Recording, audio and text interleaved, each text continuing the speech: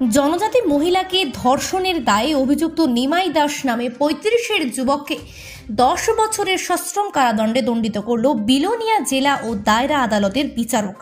১৪ জনের সাক্ষ্য বাক্য গ্রহণের পর নিমাই দাস দোষী সাব্যস্ত হওয়ার পর আদালত ভারতীয় দণ্ডবিধি ৩৭৬ ধারায় সশ্রম কারাদণ্ডে দণ্ডিত করে। আজ শনিবার দুপুর ১টা নাগাদ এই সাজার রায় ঘোষণা করেন বিলোনিয়া আদালতের প্রধান বিচারপতি।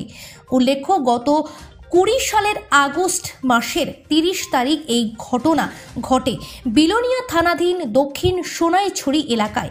ঘটনার দিন রাতেই অভিযুক্ত নিমাই দাসের বিরুদ্ধে ধর্ষণের অভিযোগ তুলে বিলোনিয়া মহিলা থানাতে মামলা দায়ের করে ধর্ষিতা গৃহবধূ।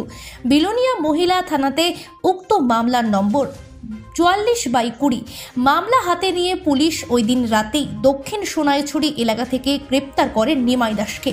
বিলোনিয়া মহিলা থানার ওসি তথা তদন্তকারী অফিসার স্বপ্না ভৌমিক তদন্তক্রমে নিমাই দাসের বিরুদ্ধে ভারতীয় দণ্ডবিধি ৩৪১, ৩৭৬, ৩২৫, ৫০৬ ধারায় মামলা নিয়ে আদালতের চার্জশিট জমা দেয়। জানা যায়, ঘটনার দিন ৩৫ বছর বয়সী গৃহবধূ ধান খেতে কাজ সেরে বাড়িতে ফেরার পথ আটকে নিমাই দাস জবরদস্তি করে নিয়ে যায় পার্শ্ববর্তী জঙ্গলে। গৃহবধূকে সেখানে নিয়ে গিয়ে জোর করে ধর্ষণ করে। ধর্ষণের পর গৃহবধূ অজ্ঞান হয়ে যায়। জ্ঞান ফেরার পর কোনো ক্রমে বাড়িতে এসে স্বামীর কাছে ঘটনার বিস্তারিত জানায়। এরপর গৃহবধূর পক্ষ থেকে ঘটনার দিন রাতেই মামলা দায়ের করা হয় থানাতে। পরিবারের লোকজন প্রথমে বিলোনিয়া হাসপাতালে নিয়ে আসার পর আগরতলা জিবি হাসপাতালে স্থানান্তরিত করে দেয় ধর্ষিতা গৃহবধূকে। জিবি হাসপাতালে কিছুদিন চিকিৎসার পর ফিরে আসে নিজ বাড়িতে। নিমাই দাসের সাজা ঘোষণা হওয়ার পর খুশি গৃহবধূ সহ গৃহবধূর পরিবার। বিলোনিয়া প্রতিনিধি রিপোর্ট, নিউজ অবিকল। শঙ্করলাল দত্ত বিবাদী নিমাই দাসকে ১০ বছরের সশ্রম কারাদণ্ডের আদেশ করেন। ঘটনাটা ছিল গত ৩০/৮/২০২০ সালে।